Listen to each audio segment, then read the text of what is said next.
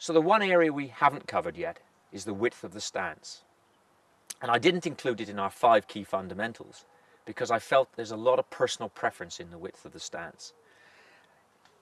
Obviously we want to maintain good balance and control of the club, but it's not like the long game where we've had a wide stance for our more dynamic shots and narrowing down as we come closer to the flagstick. So I want to deal with that now, and I want you to see why there's no set one width of stance for each player for each shot.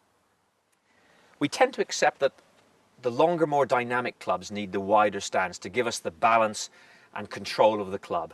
So we know that with a driver we would tend to position the ball opposite the inside of the left heel, and our stance would be at least shoulder width apart. And those feet would be progressively getting nearer as we played really the mid-irons. The ball would be moving back in the stance. But in the short game, the width of the stance, although it's a key factor, is not an ultimate one thing only. It's a very personal preference. And really at the end of the day, it's about good balance and good control of the club.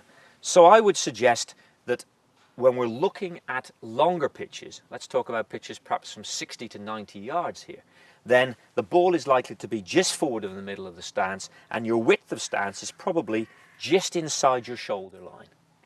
Now from that point on, as you get shorter shots, you're going to slowly narrow your stance. You're probably going to just open up the position so they're aiming a little bit left, and also your hips and knees.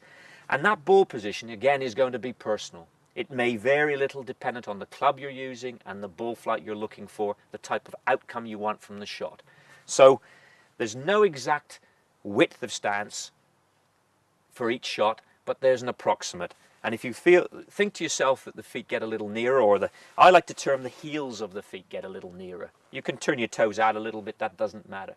But really the heels here, they're narrower for the shorter shots, slightly wider for the pitches, and then, as we said, for the longer pitch shots, you're back to something that looks a little bit more nearer to the mid-irons.